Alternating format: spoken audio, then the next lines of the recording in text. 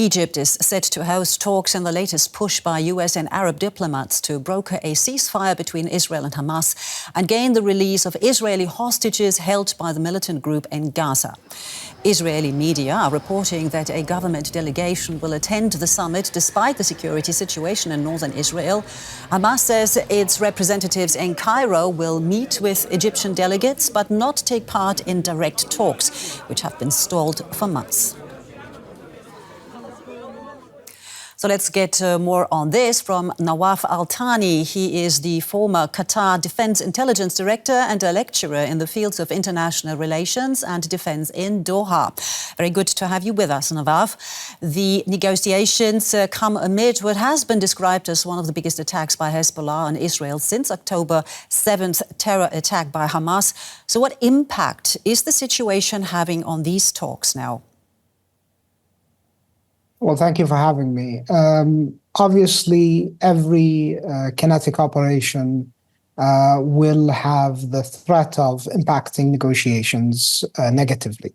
However, as it seems as of tonight, that negotiations and mediation continue and they are not affected by the operations that happened earlier this morning, local time. And hopefully this will continue. It is a good thing that negotiations are going on because the window is closing for a positive outcome. So where exactly do the negotiations stand at this point? Well, the mediators have put clearly three main points that they want to focus the attention of the negotiating parties. The three main points is a cessation of violence and end of operation, or a long-term ceasefire, as some would determine, would see how that goes, but a cessation of violence. Second, return of hostages, obviously, through a regimented program agreed between the two parties. And third, the humanitarian aid, which Gaza is really in need of right now, and the situation is going forward, unfortunately, in a negative sense when it comes to humanitarian aid. Unfortunately, the negotiating parties have also added different elements other than the three main focused elements. The Israelis, for instance, as just one example, brought in the Philadelphia corridor as another element of securing that and having the Israeli forces there. The Egyptians obviously are against that for many reasons, least of which is that would need to re-amend the peace accord between Egypt and Israel that was done back in the 70s. And that's just taking everything back to a different direction and a much more complicated direction. Is this a sticking point, the one you just mentioned? Is this one that could destroy the negotiations, basically ruin them? Because you said the window is very, very short now, very close. The window is closing very fast. I don't personally think that is a sticking point, but it does depend on the negotiating parties.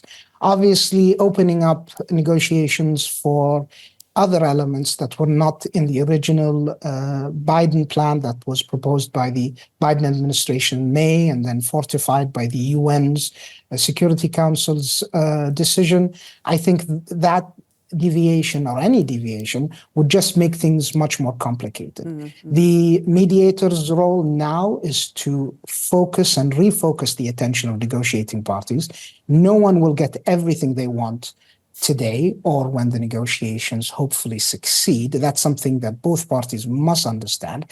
But this should be also understood as a stepping stone towards further discussions and negotiations.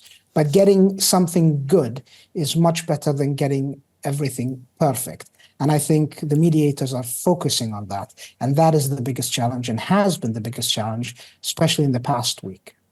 Yeah, you've been mentioning the two sides negotiating. Hamas, however, will not directly participate in the talks. It will instead be briefed on the status. Your view on that, please. Well, two things on that. First of all, this is not new. This is what's been going on in the past. It will continue to go on, I think, moving forward. It's changed a bit. Obviously, that shouldn't come as a surprise. the assassination of Ismail Haniyeh, the leader of the political wing, who headed the negotiating team on his end. Obviously, he did not participate, but he oversaw the negotiation as the head of the political wing. Removing him from the equation doesn't make negotiations easy when you assassinate the side that you're trying to negotiate with. However, Hamas has committed, at least until this point, to be back-briefed and to cooperate. And they've agreed, as they said in principle, to the Biden's plan. Now, the technical teams from the mediators working with the negotiating parties have a lot on their shoulders to bridge the gaps through what is now being famously known as the bridging proposals, to make sure that you can come as close as possible to the initial Biden administration's plan and move forward. Nawaf Al-Thani, the former Qatar Defense Intelligence Director, joining us in Doha. Thank you so very much for sharing your insights with us. Thank you for having me.